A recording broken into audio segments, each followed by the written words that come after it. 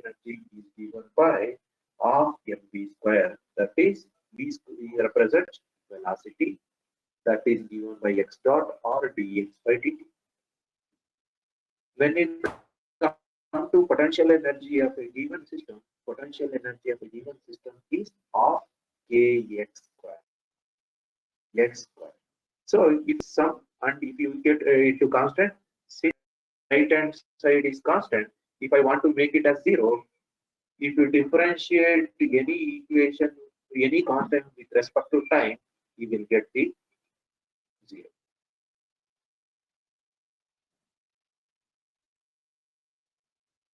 Now, so you will get the same equation, whether it is Newton's method or whether it is energy method. Now, I will move to the next method, that is Rayleigh's method. So, this concept is extension of energy method. Means it is similar to the previous method, that is energy method. It is literally extension of the above previous method. What is that extension is? We know that there is a constant interchange of energy between potential energy of the spring and kinetic energy of the mass. Means sometimes whatever the energy present in the spring and the mass, that potential energy will be converted into kinetic energy. Kinetic energy will be converted into potential energy. Now, when the mass system exceeds the cycle motion at the static equilibrium condition, see, as per this method, what is very, very important is at the static equilibrium position, the kinetic energy is maximum and potential energy is zero. Similarly, when the mass reached maximum displacement, the potential energy is maximum and kinetic energy is zero. Means at static equilibrium, when kinetic energy is maximum, potential energy will be zero. When potential energy is maximum, kinetic energy will be zero. That is the thing. But due to conversion of energy, total energy remains constant in the system. As we already told in the previous method, the total energy in the system will remain same. So, if the potential energy is increasing, since to maintain constant energy, definitely the kinetic energy will be increasing. Now, uh, this assuming the motion due to vibration is simple harmonic motion. If I am telling it is a simple harmonic motion, so the equation of motion I can represent it as A is equal to with x is equal to A sin omega t.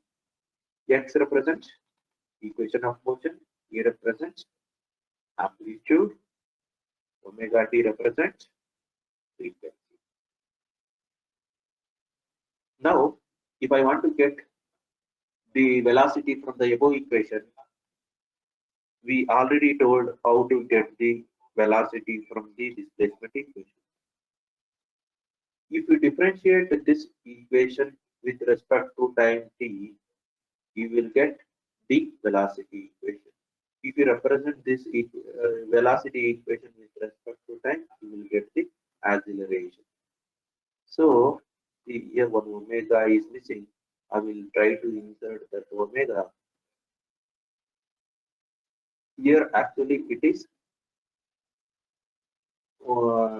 V is equal to A times omega sin omega t.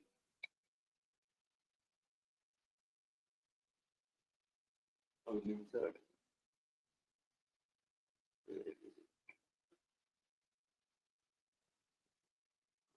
Now it is correct. A is equal to V is equal to A omega times sin omega t. This represents the equation of velocity. Now at mean position when t is equal to 0, velocity is maximum.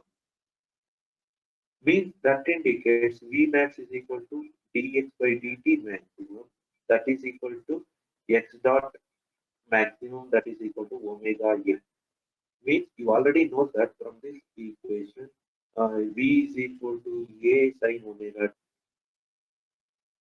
When this velocity is maximum, when this sin is maximum, what is the maximum value of sin omega t? It is 1. So when it is 1, the velocity will be maximum.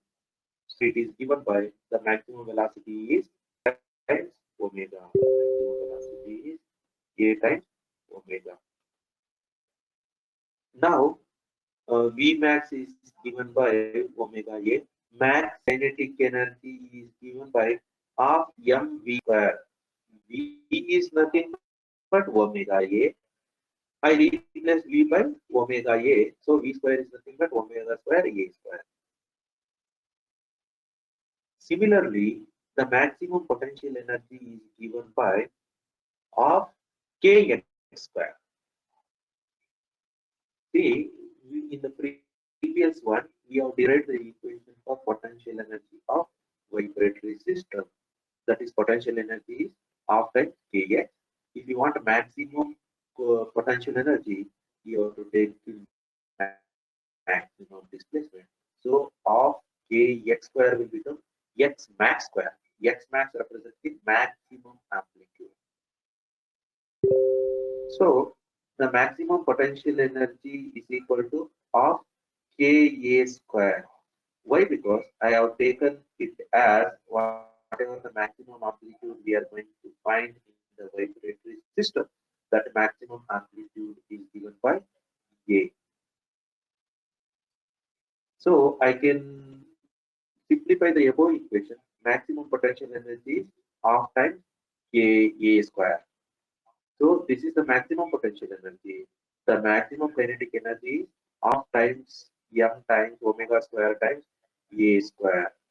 So now I already told at the peak position, whatever the maximum potential energy according to Rayleigh's method, the maximum kinetic energy should be maximum potential energy. So I am equating both the equation by substituting here half m times omega square a square at the left side, and right side it is half k a square. So after simplifying the equation, m times omega square is equal to k. So if I simplify, omega represents the frequency. What frequency? Angular frequency. The unit of that will be in terms of radians per second or radian. So now if I solve for omega, omega square is equal to k by m. Omega is nothing but square root of k by m.